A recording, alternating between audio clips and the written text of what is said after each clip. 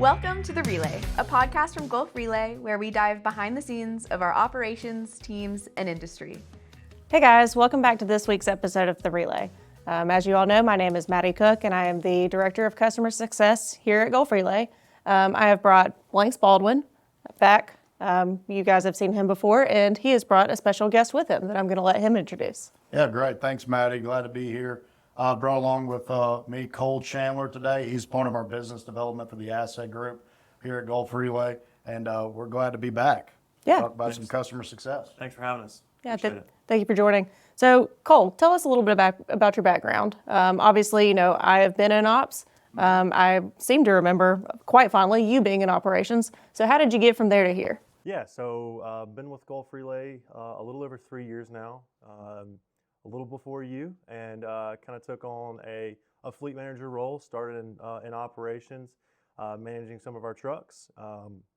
Quickly moved into more of a dedicated role with Gulf Relay, where I learned how to plan trucks, be a part of the customer service aspect, understand the maintenance of all of our trucks and everything, and an opportunity came up to move into kind of under blanks more as a sales rep for Gulf Relay.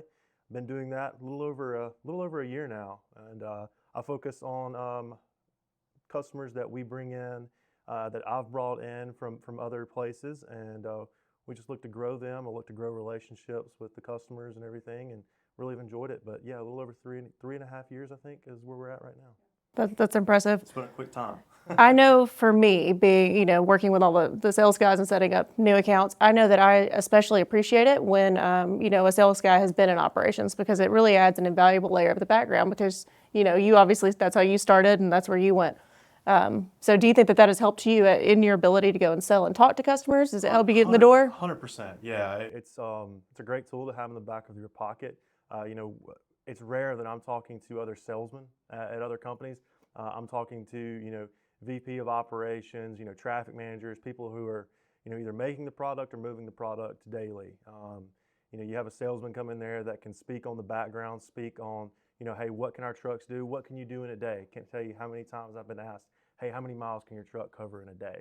We all know, hey, we can only do so much. We only move so many miles a day to comply with the DOT regulations. So to be able to speak on that on hand immediately, not have to say I have to get back to you on that, to be able to instill that confidence in that customer that they're getting a salesman who understands the background of operations, everything, has helped me and helped me really bring on some nice customers for Gulf Relay. Thank you guys for your background into talking to customers with your operations knowledge. So obviously the point of a trucking company is to grow. Nobody does this to stay stagnant. Nobody does this for fun. It's to grow and make money. And a part of that obviously is bringing on new business. What would you say is step one? What really makes that light bulb go off in your head that sort of says, hey, this is what I need to go attack, and this is how I'm going to do it? What is your process? So process for me, I would say step one is a giant mix of things, if you will. So we obviously have a lot of meetings inside of Gulf Relay around our drivers, around our commodities, around our processes that really, generate what we think is a best industry or best commodity to practice in. And so a lot of those things, what we start with is looking at our drivers. Where are our drivers today?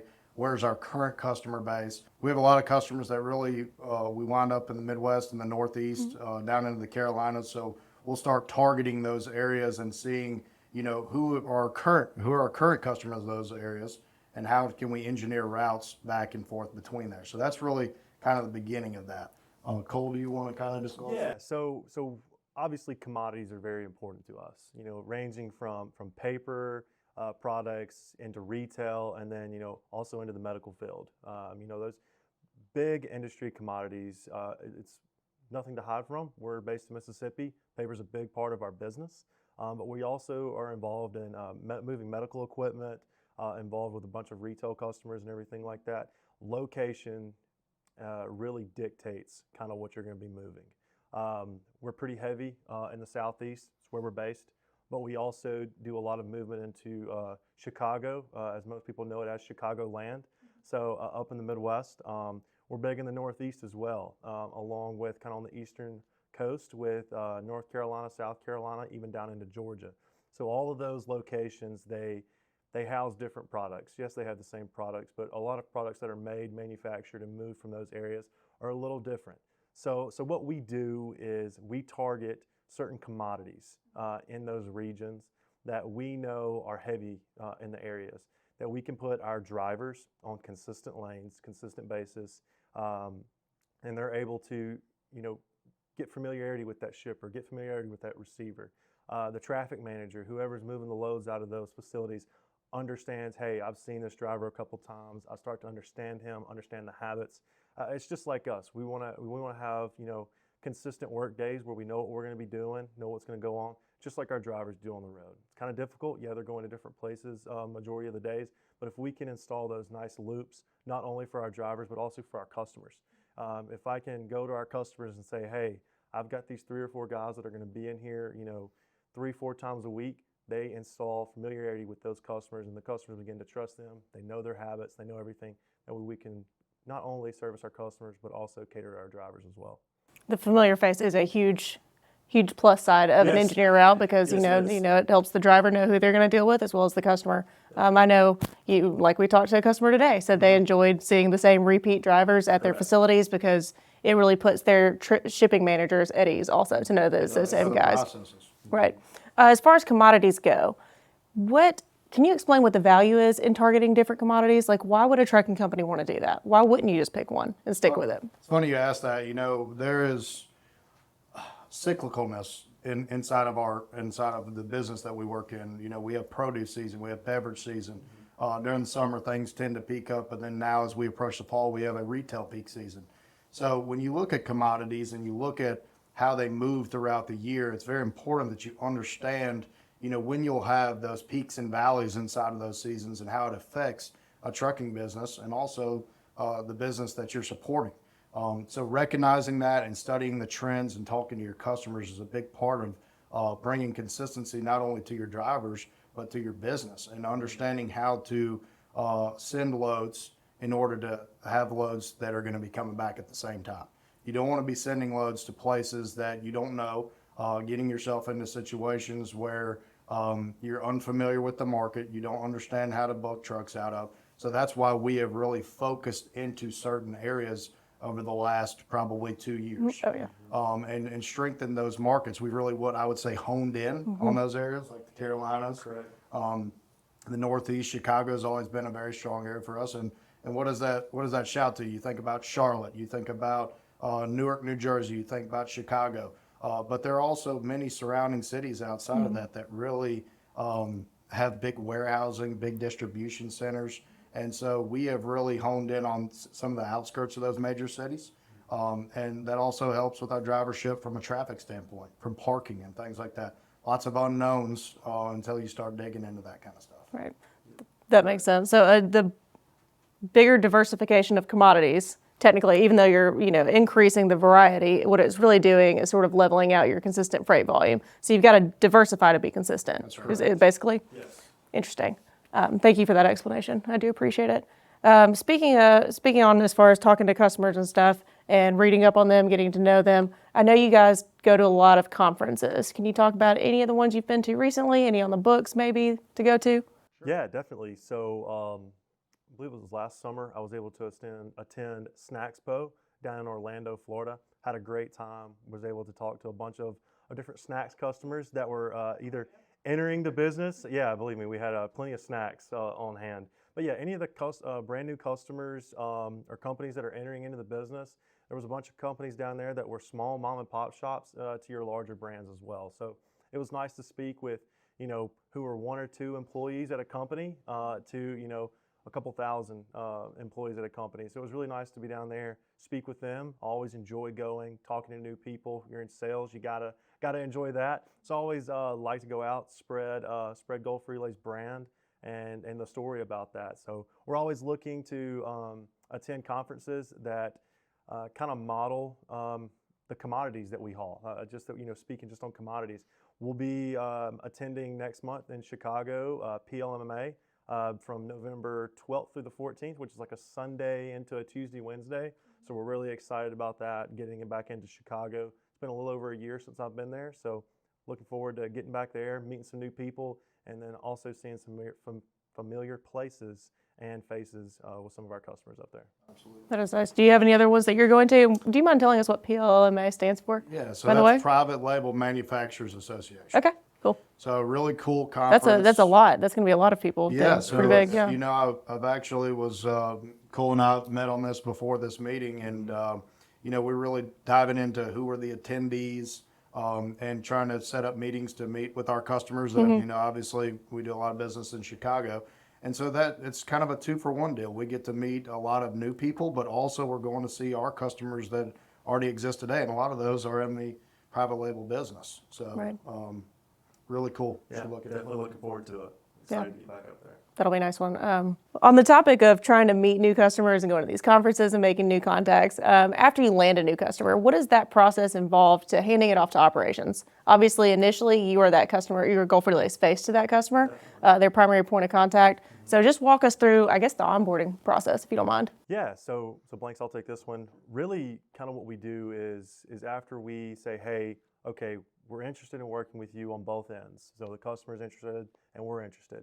After we go through all the boring contract pricing and things like that, we have an onboarding meeting. And really what it is we bring in a couple key people on our side with a bunch of key people on the customer side.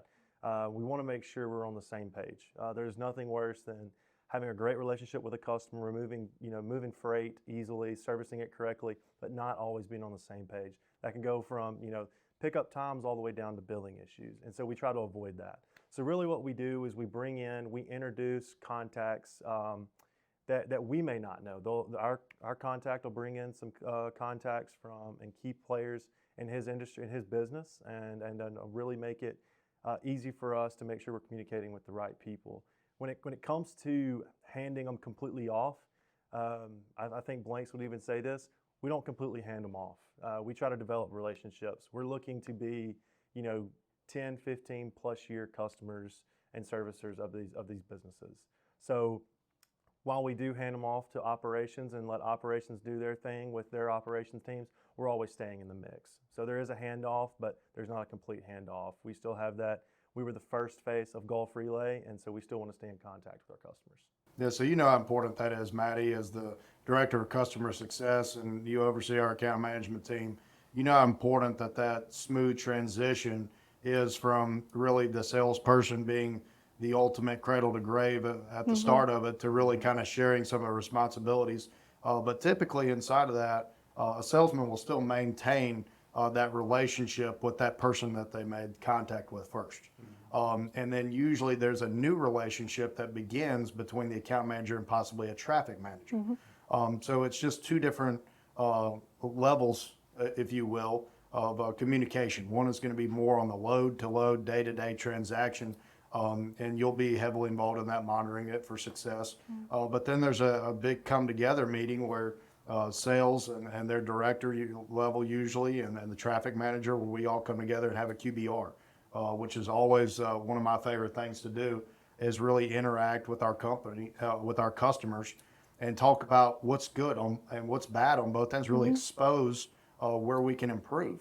And Cole's done a great job of that. I think we do a really good job of that here, paying attention to our service levels and being sort of a consultant to our customers, if you will, and telling them, hey, if we had a few more drop trailers, or if you had one more hour in the evening, if we could ship earlier in the morning, things like that, that may not be the first time they've heard that. So really that kind of goes on down the line there, but really cool to see new customers develop. Right.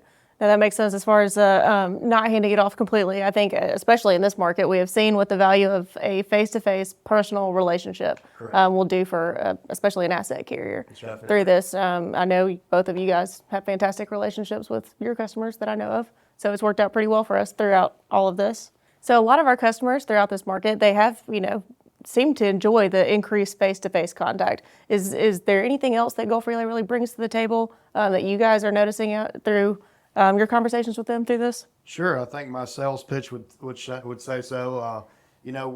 Gulf Relay has been a great company for many reasons and continues to strive down that road. But I would tell you, between our equipment, our service, our dedication, our willingness to be nimble, if you will, and flexible to our customers' needs has always been a big part of helping us to grow with customers. You know, adding positions like when you came on, Maddie, recognizing that we needed leadership to help guide people to get stronger at their job responsibilities behind the scenes, to strengthen our relationships at different levels has been a big increase. You can tell in our service. You can tell in the feedback from our customers. We've just done a lot of investment into that area, and we've listened to what our customer needs are. You know, I alluded to QBRs earlier, really getting face-to-face interaction, letting them meet the people behind the scenes that are doing the hard work, building the loads, making sure that people are on time, tracking and tracing. That's all key parts of adding success, and we can tell that story with a smile on our face. And that's a big difference when you walk in there with that level of confidence, knowing that our backbone is just that strong. And we believe in that in our sales heart. So Definitely. Yeah, and all those are great points. I love to lead with the people that we have at Gulf Relay. All of our customers know you, Maddie. And then a lot of our customers know the individual account managers that we have. I love to brag on our people. The quality of people that we have here at Gulf Relay, I believe, is second to none. It's always nice when we join the QBRs and you come on and, you know, the customers are saying, hey, Maddie, hey, so-and-so, you know, hey, Cole, how's everything going? It's going great. You know, how's everybody over there?